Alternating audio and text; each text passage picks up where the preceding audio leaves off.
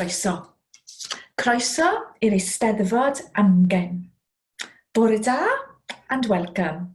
Welcome to the Eisteddfod amgen. Dydd Sadwrn, Saturday, Dydd Sadwrn.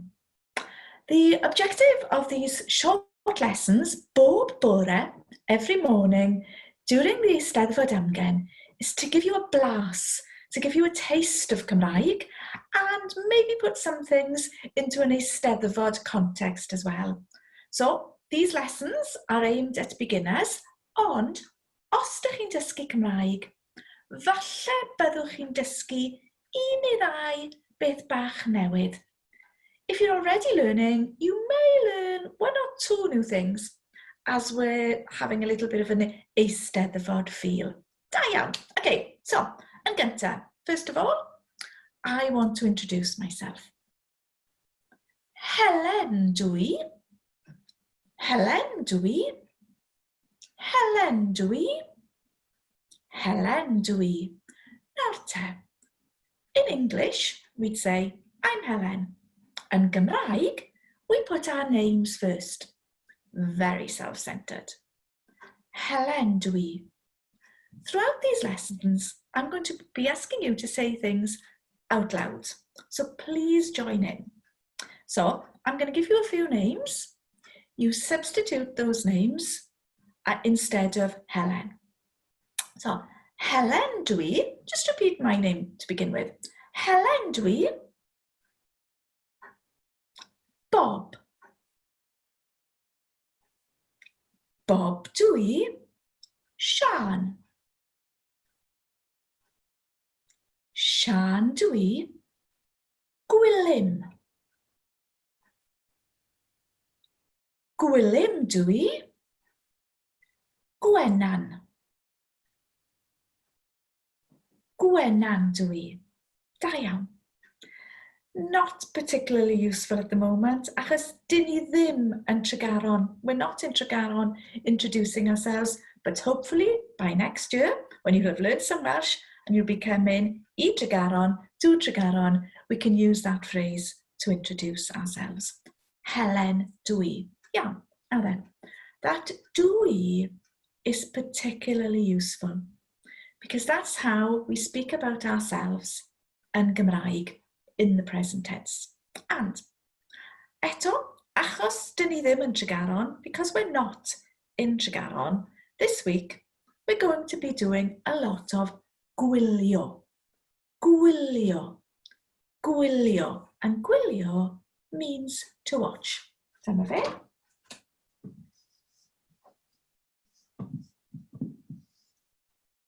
Gwylio. Be particularly careful with this O. Can you see the shape of my mouth? O. It's not an O. Yeah? O. Everybody say it out loud. O. Da iawn. Gwylio. Gwylio. Gwylio. Gwylio. So I watch. Dwi'n gwylio. Dwi'n gwylio. Dwi'n gwylio. Dwi'n gwylio. Dwi'n gwylio Coronation Street. Dwi'n gwylio Coronation Street. A chi, you tell me that you watch Coronation Street. Dwi'n gwylio Coronation Street. Put the following into a sentence. EastEnders. Dwi'n gwylio EastEnders. Newsnight. Dwi'n gwylio Newsnight. Netflix. Dwi'n gwylio Netflix. Pobl y Cwm. Dwi'n gwylio Pobl y Cwm. Da iawn. Mi, dwi'n gwylio Pobl y Cwm a dwi'n gwylio Newsnight. Nawr te. Let's learn some Eisteddfod vocabulary. If I were to say, dwi'n gwylio Eisteddfod, I'd be saying, I'm watching Eisteddfod, which is a bit odd. So have a listen. Dwi'n gwylio'r Eisteddfod. To put an R in, dwi'n gwylio. I'm watching the... So, dwi'n gwylio Coronation Street, ond, but, dwi'n gwylio'r Eisteddfod. Dwi'n gwylio'r Eisteddfod. Right, 1 munud. Dwi'n mynd I rannu screen. Just going to show a screen to learn some Eisteddfod vocabulary. Okay, here we go. Eisteddfod. Now, Eisteddfod. It's quite a difficult word. Eisteddfod. And in the middle there, we have the sound If you take 2 fingers, put them here and say you should be able to feel something happening there. You should be able to feel. For example, if you were to say, there'd be nothing there. But you should feel that Adam's apple working. So, Eisteddfod. Dwi'n gwylio'r Eisteddfod. Dwi'n gwylio'r Eisteddfod. Dwi'n gwylio'r Eisteddfod. Dwi'n gwylio'r Eisteddfod. A chi, say it for me. Da iawn, dwi'n gwylio'r Eisteddfod. But beth? What? What in particular? Dwi'n gwylio'r corau. Dydd Sadwrn, Saturday, and if we were in Tregaron, dydd Sadwrn, we would have an opportunity to watch the corau. Choirs, of course. Corau. So I'm watching the choirs. Dwi'n gwylio'r corau. Dwi'n gwylio'r corau. Dwi'n gwylio'r corau. Dwi'n gwylio'r corau. A chi? Da iawn. Dwi'n gwylio'r corau. Dawnsio. Yeah. Dwi'n gwylio'r dawnsio. Dwi'n gwylio'r dawnsio. Dwi'n gwylio'r dawnsio. Dwi'n gwylio'r dawnsio. A chi? Da iawn. Dwi'n gwylio'r dawnsio. One more. Dwi'n gwylio'r ceremony. Dim dydd Sadwrn, not on a Saturday. We'll go into more details next week. Dwi'n gwylio'r ceremony.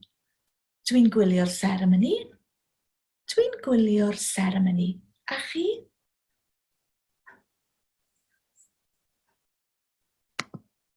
Da iawn. So, Helen dwi. Dwi'n gwylio. Dwi'n gwylio Newsnight. Dwi'n gwylio'r Eisteddfod. Try and remember these. I'm watching the choirs. Dwi'n gwylio'r corau. I'm watching the dancing. Dwi'n gwylio'r dawnsio. Da iawn. I'm watching the ceremony. Dwi'n gwylio'r ceremony. Da iawn. So, challenge for tomorrow is to learn 5 verbs if you can. Gwylio is a verb. I watch, dwi'n gwylio. Dawnsio is another one. So, I dance, dwi'n dawnsio. And see how many sentences you can make up by tomorrow. Da iawn. One more thing before we leave today. Just going to learn how to count up to 5.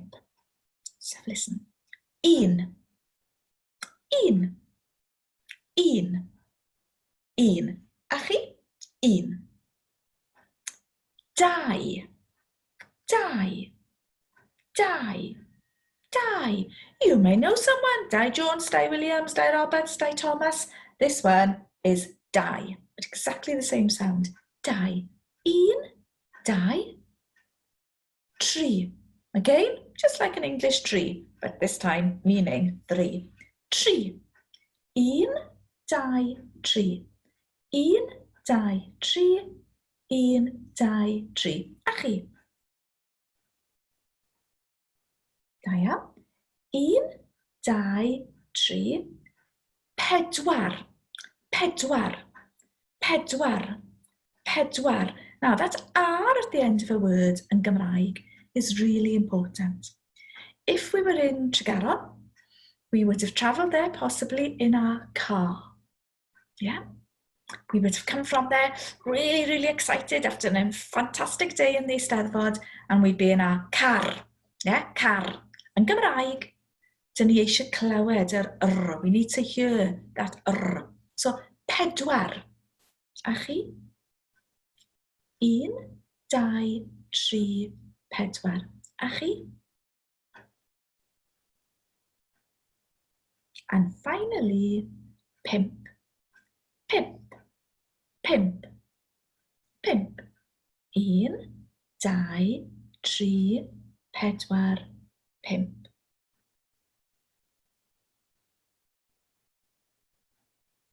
Da iawn. 1, 2, 3, 4, 5. Dwi'n ysgrifennu y rhif. I'm going to write the number. You say it out loud. 2. Da iawn. 4. Da iawn.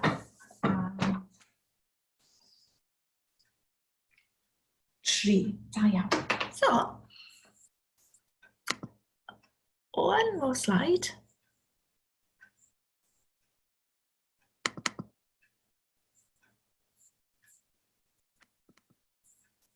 Dyma ni. Oops, sorry. Hufen ia. Hufen ia. Hufen ia. Hufen ia. I think it's quite self-explanatory. Hufen ia. So, 1 hufen ia. 2 hufen ia. 3 hufen ia. 4 hufen ia. 5 hufen ia.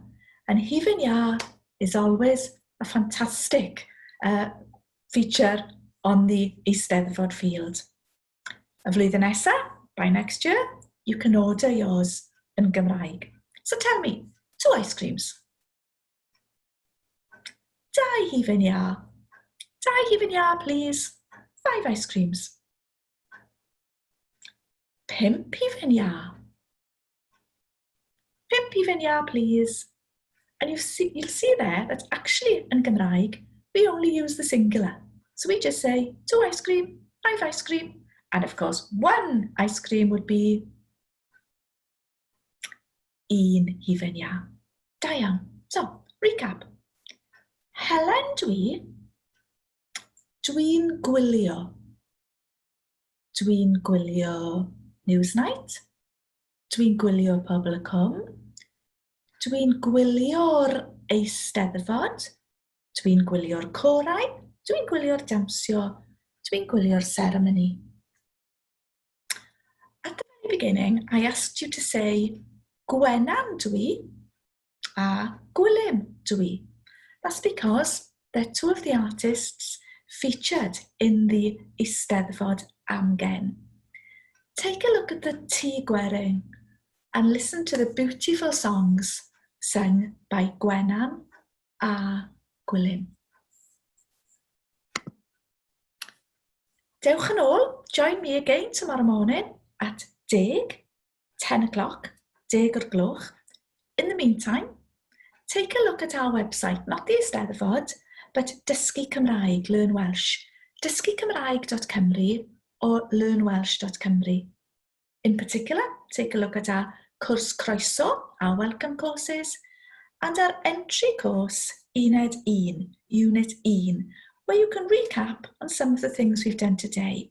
Take a look at the pronunciation and take a look at the numbers.